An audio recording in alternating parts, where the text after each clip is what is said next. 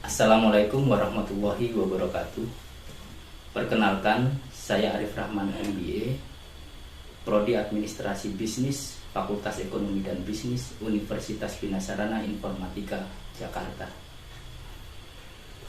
Pada kesempatan kali ini saya akan menyampaikan pernyataan diri dosen dalam unjuk kerja Tridharma Perguruan Tinggi PDD UKTPT bidang pendidikan dan pengajaran. Saya sudah mengajar di Universitas Bina Sarana Informatika dari tahun 2016 sampai sekarang. Adapun mata kuliah yang saya ampu antara lain mata kuliah Komunikasi Bisnis, Dasar dan Manajemen Bisnis, Analisa Laporan Keuangan, Akuntansi Dasar dan Praktik, Akuntansi Keuangan Menengah dan Praktik, Pengantar Ekonomi Mikro, Entrepreneurship, Perilaku Organisasi, Manajemen UMKM dan Koperasi, Administrasi Perpajakan, Manajemen Pemasaran, dan Service Excellence. Untuk kesempatan kali ini, saya akan menyampaikan salah satu mata kuliah yang saya ampu, yaitu Komunikasi Bisnis. Komunikasi Bisnis merupakan salah satu mata kuliah wajib bagi mahasiswa program studi administrasi bisnis yang ditempuh pada semester 4. Mata kuliah ini membahas tentang komunikasi secara umum, etika komunikasi dalam dunia bisnis yang di dalamnya meliputi good news, bad news, goodwill, kemudian teknik negosiasi, manajemen konflik, public relation, cara menjadi customer service officer, digital marketing, branding dan merek, serta e-commerce. Sedangkan capaian pembelajaran yang diharapkan didapatkan mahasiswa setelah menempuh perkuliahan ini antara lain mahasiswa mampu memahami konsep dasar komunikasi, mahasiswa mampu memahami komunikasi antar pribadi, komunikasi lintas budaya, komunikasi organisasi, memahami manajemen konflik, memahami teknik negosiasi, memahami digital public relation, memahami customer service officer, MICE, marketing dan digital marketing. Mahasiswa mampu memahami branding dan merek, serta mahasiswa mampu memahami e-commerce. Bahan kajian untuk materi mata kuliah komunikasi bisnis meliputi konsep dasar komunikasi, komunikasi antar pribadi, komunikasi lintas budaya, komunikasi organisasi, manajemen konflik, teknik negosiasi, media relation, digital public relation, customer service officer, marketing dan digital marketing, branding dan merek, serta e-commerce. Untuk sistem pembelajaran yang digunakan adalah tatap muka dan daring atau online. Dikarenakan adanya kendala COVID-19, perkuliahan dilakukan secara online melalui Zoom Meeting, Gmeet, YouTube, dan aplikasi LMS yang dikembangkan oleh Universitas Bina Sarana Informatika, yaitu MyBase. MyBase ini digunakan untuk mempermudah kegiatan belajar mengajar antara dosen dan mahasiswa. Metode pembelajaran yang digunakan adalah metode ceramah, metode diskusi, metode penugasan, dan metode praktek. Sedangkan untuk penilaian, bobot penilaian di sini dibagi menjadi dua komponen, kehadiran 20% dan tugas terstruktur 80%, yang meliputi tugas tertulis dan tugas praktek. Berikut kegiatan belajar mengajar yang dilakukan secara daring untuk mata kuliah komunikasi bisnis. Bismillahirrahmanirrahim. Assalamualaikum warahmatullahi wabarakatuh. Waalaikumsalam warahmatullahi wabarakatuh. Selamat pagi semuanya. Alhamdulillah pada pagi hari ini kita bisa melakukan perkuliahan secara online via Zoom Meeting untuk mata kuliah komunikasi bisnis. Saya Arif Rahman akan mengampu mata kuliah ini untuk 1 semester ke depan yang terdiri dari sekitar 16 kali pertemuan, 2 kali ujian yaitu UTS dan UAS, dan 14 kali pertemuan untuk perkuliahan. Oke, sebelum kita masuk ke perkuliahan pada pagi hari ini, saya akan share screen terkait kontrak perkuliahan saya sebagai dosen dengan adik-adik sebagai mahasiswa, supaya tahu apa yang harus dipersiapkan untuk mengetahui hal-hal yang berkaitan dengan perkuliahan ini sehingga bisa mendapatkan nilai yang maksimal. Kelihatan share screen yang sudah saya bagikan? Kelihatan, Pak. Nah, oke. Ini adalah rencana pembelajaran kita dalam 1 semester. Rangkaian pembelajaran targetnya itu mahasiswa mampu memahami konsep tentang dasar komunikasi, komunikasi antar pribadi, manajemen konflik, teknik negosiasi, dan itu nanti bisa kita capai dalam 1 semester ke depan. Untuk bahan kajian atau bahan materi ajar sendiri dalam 1 semester ke depan itu ini ada konsep dasar komunikasi, komunikasi antar pribadi, komunikasi lintas budaya, komunikasi organisasi, manajemen konflik, teknik negosiasi, media relation, digital public relation, customer service officer, MICE, marketing, digital marketing, branding dan merek, serta e-commerce. Nah, untuk bukunya sendiri itu bisa kalian cari, mungkin beli di Gramedia atau di toko buku yang ada di toko-toko terdekat. Itu salah satunya ada bukunya Agus Irianto, ada bukunya Ariadne Christine, itu bisa kalian cari sendiri nanti ya untuk memperkuat ilmu komunikasi bisnis ini. Baik, untuk penilaian sendiri ini yang perlu kalian persiapkan supaya bisa mendapatkan nilai yang maksimal nanti di akhir semester. Untuk bobot perkuliahan sendiri itu kehadiran 20%, kemudian tugas terstruktur 80%. Tugas ini terdiri atas tugas tertulis dan juga tugas yang berbentuk praktik, ya, itu sekitar 80%. Maka jika Anda ingin mendapatkan nilai yang maksimal, kehadiran minimal harus full ya, paling enggak ya sekitar 90%. Kemudian tugas-tugasnya juga nanti tolong dikerjakan sehingga di akhir semester bisa mendapatkan nilai yang memuaskan. Baik, itu adalah rencana pembelajaran kita dalam 1 semester ke depan. Untuk materi perkuliahan pada pagi hari ini adalah tentang prinsip dan konsep dasar komunikasi bisnis. Sebelum saya memasuki perkuliahan pertama ini, saya ingin bertanya terlebih dahulu kepada salah satu dari kalian, apa yang kalian ketahui tentang komunikasi? Komunikasi adalah bahasa yang sangat familiar dalam kehidupan kita sehari-hari. Mungkin salah satu dari kalian bisa menjawab apa itu komunikasi?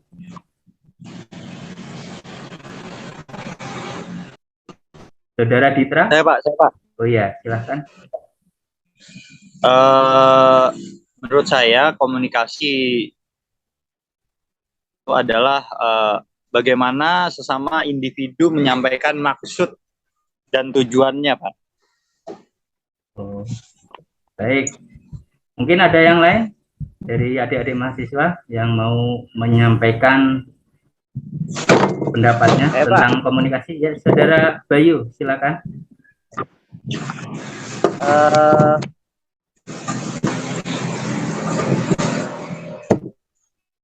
Bicara satu sama lain, Pak. Oh, berbicara satu sama lain. Oke. Atau mungkin Saudara Rofi mau menambahkan lagi terkait Baik, dengan Pak, izinkan saya menyampaikan pendapat, Pak. Oh ya, silakan. Menurut saya komunikasi itu merupakan seni seseorang dalam apa ya? dalam menyampaikan sesuatu, Pak. Oh ya. Oke. Alika Juliana, mungkin tahu apa itu komunikasi?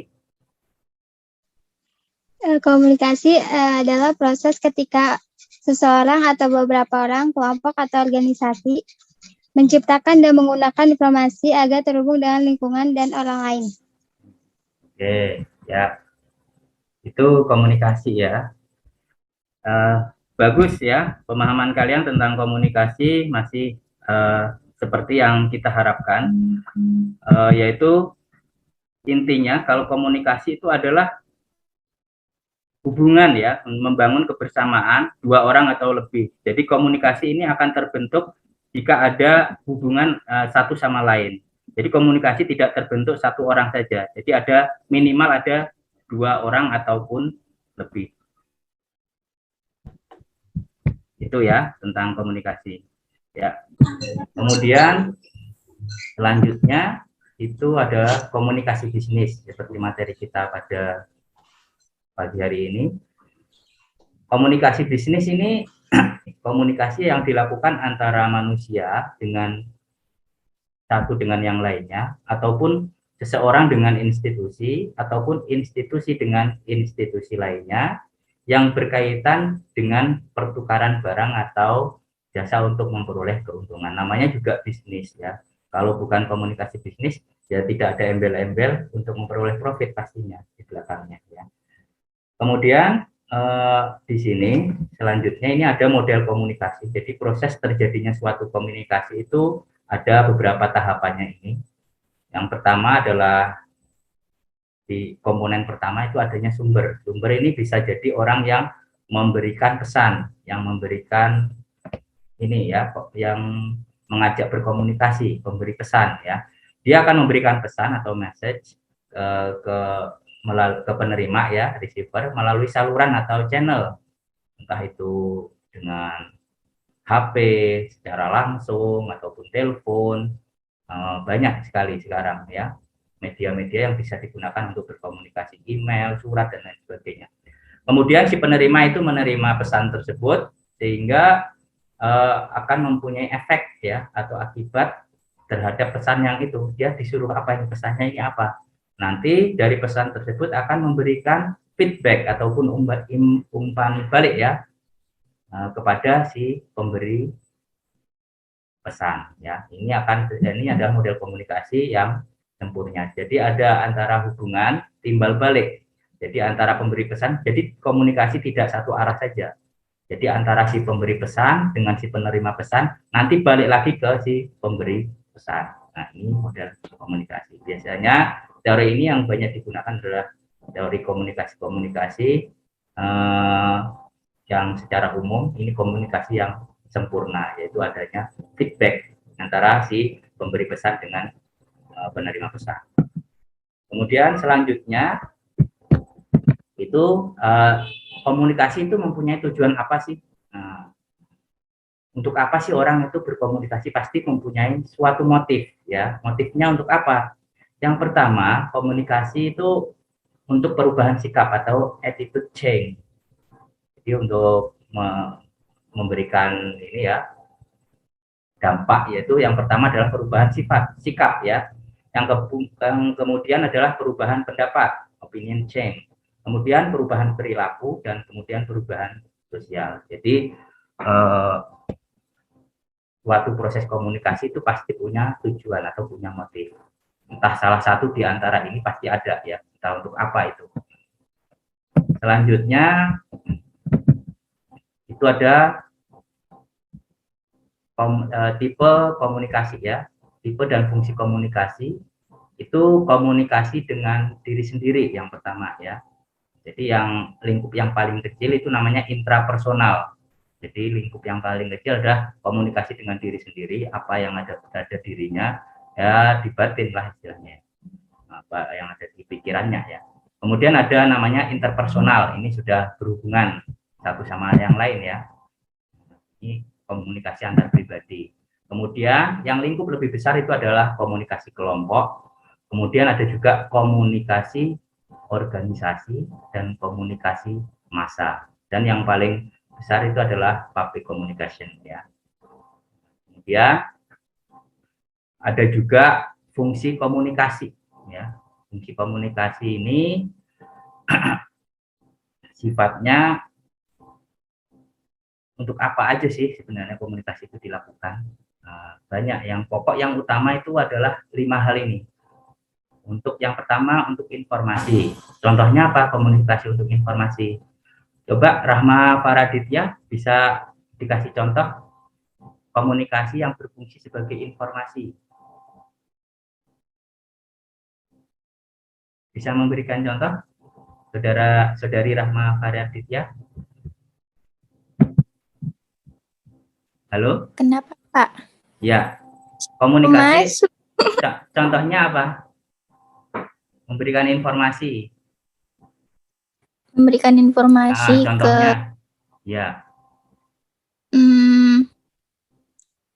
Contohnya apa nih, Pak?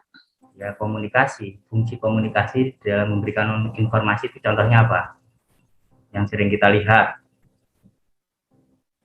Contohnya kayak memberikan informasi ke orang tua atau teman Oh ya, bisa. tentang perkuliahan atau Ya, kabar dan lain kerja. sebagainya.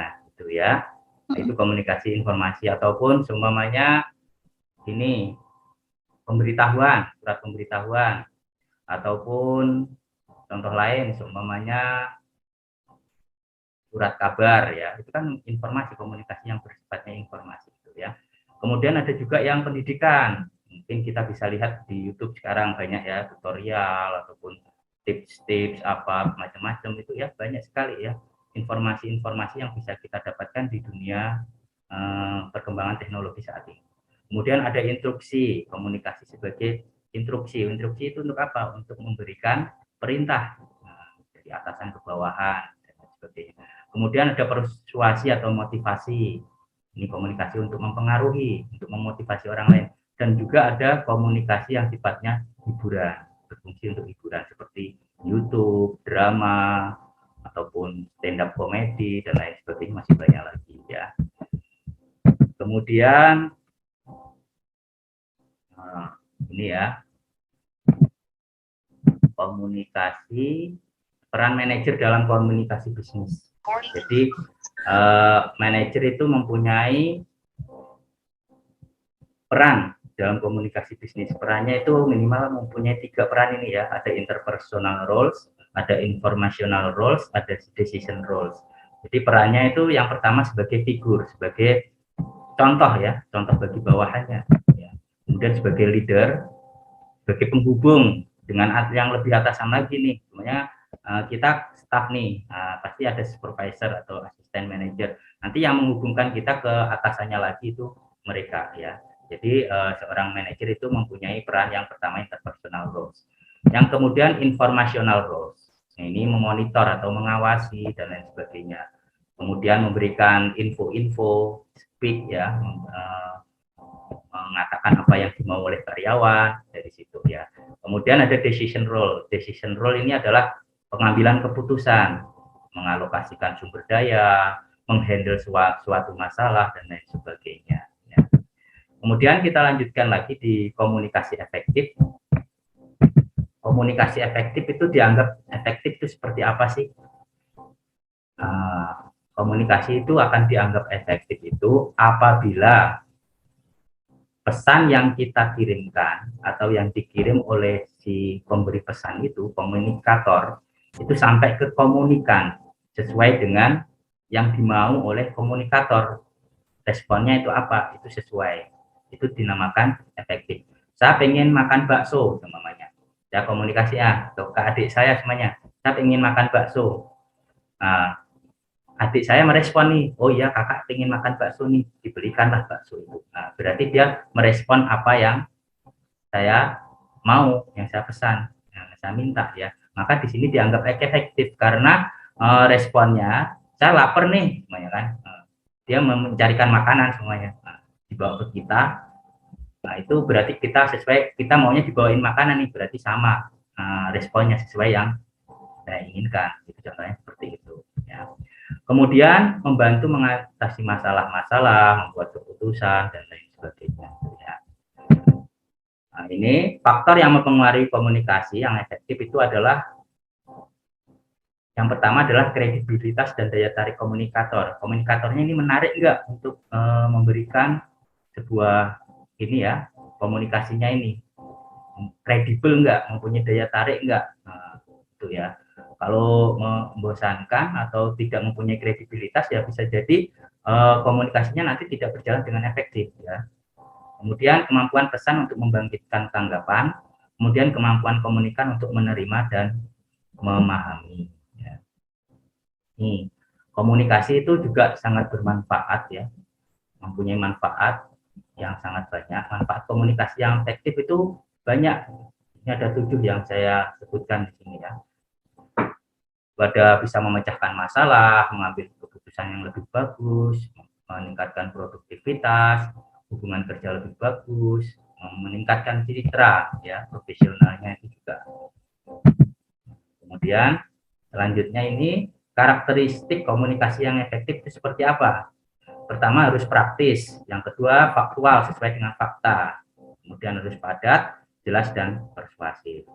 Oke, sebelum saya lanjutkan ke yang lebih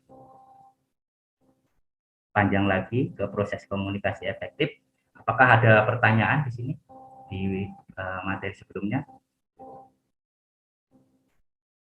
Ada pertanyaan? Oke, nanti di akhir sesi mungkin akan saya buka kembali untuk pertanyaan.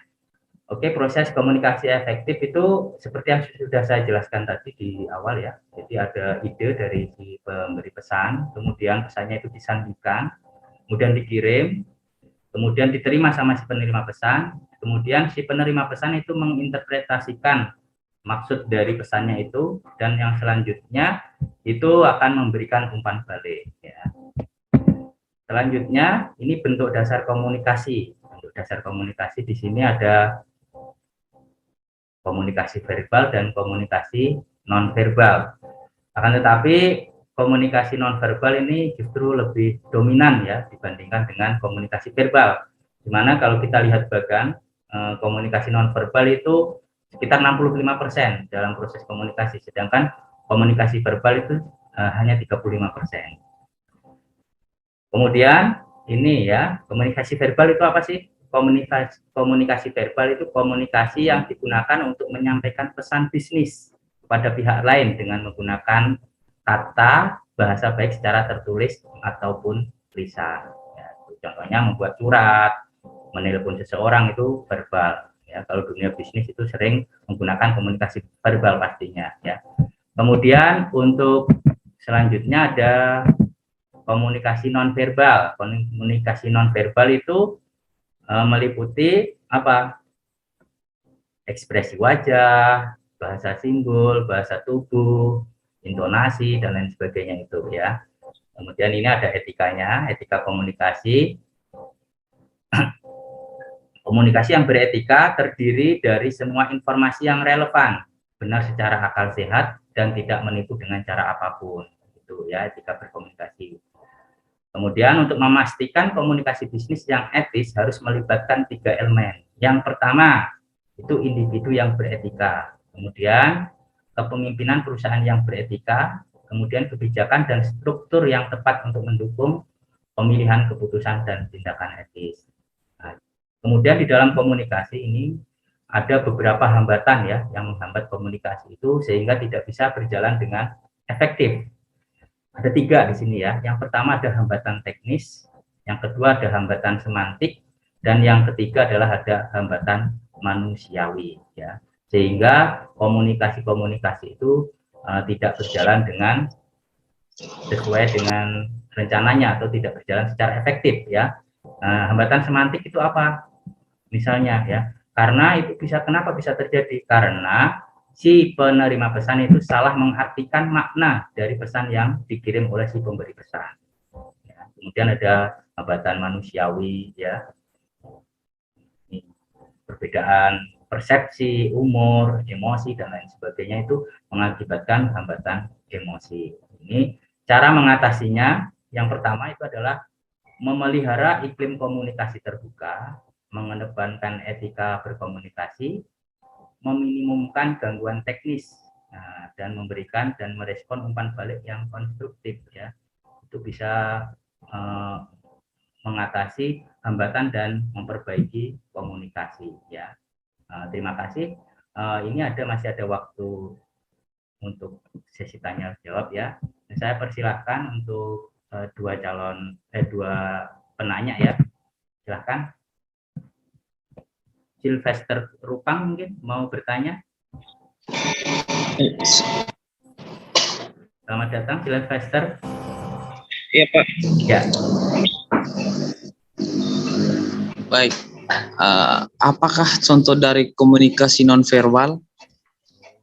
Komunikasi nonverbal. Seperti yang saya jelaskan tadi ya, untuk komunikasi kan ada komunikasi verbal dan komunikasi nonverbal. Komunikasi nonverbal itu adalah komunikasi yang tidak berbentuk tulisan ataupun berbentuk ucapan ya, nggak ada secara tertulis ataupun pembicaraan. Misalnya yang sudah saya jelaskan di atas tadi ada ya, itu seperti intonasi suara, sentuhan, bahasa tubuh, ekspresi wajah. Ini adalah contoh-contoh dari komunikasi nonverbal itu sendiri ya. Orang tidak perlu mengatakan secara lisan, akan tetapi dengan mimik wajah yang berbeda itu orang sudah bisa mengartikan maksud dari apa yang ingin dikatakan gitu. Begitu Sylvester Rupang. Ya baik Pak, terima kasih banyak. Sama-sama. Mungkin ada yang lain yang mau bertanya? Saya Pak. Ya. Siapa? Dina ya? Bukan? Cindy? Ya Pak. Oh Dina. Dulu Pak. Oh ya. Dina dulu. Tadi kan ada hambatan teknis ya Pak dari komunikasi. Itu contoh dari hambatan teknis itu sendiri apa ya Pak? Hambatan teknis ya. Ya, hambatan teknis itu adalah hambatan yang ditimbulkan itu secara teknis karena faktor kondisional. Semuanya sebenarnya sudah disiapkan semuanya ya. Akan tetapi kondisi yang ada di lapangan itu mengakibatkan komunikasi itu terhambat ya. Misalnya peralatannya rusak atau apa ya. Nah itu ataupun hal-hal yang mengakibatkan komunikasinya tidak jadi berjalan efektif ya. Dikarenakan faktor yang ada di lapangan itu ya.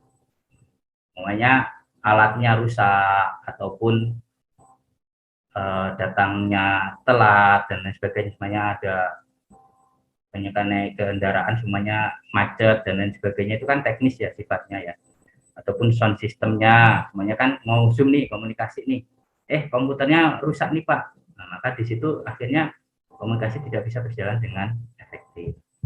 Itu saja. Ya. Mungkin ada yang lain lagi? Cukup? Cukup ya. Oke, mungkin perkuliahan pada pagi hari ini saya cukupkan sampai sekian ya. Terima kasih atas kehadirannya. Untuk soal latihan nanti mungkin akan saya share di akhir sesi ini, bisa dikumpulkan pada pertemuan yang akan datang. Oke, terima kasih semuanya sudah menghadiri perkuliahan pada pagi hari ini. Sampai jumpa di pertemuan yang akan datang. Terima kasih. Assalamualaikum warahmatullahi wabarakatuh. Terima kasih Pak. Terima kasih Pak.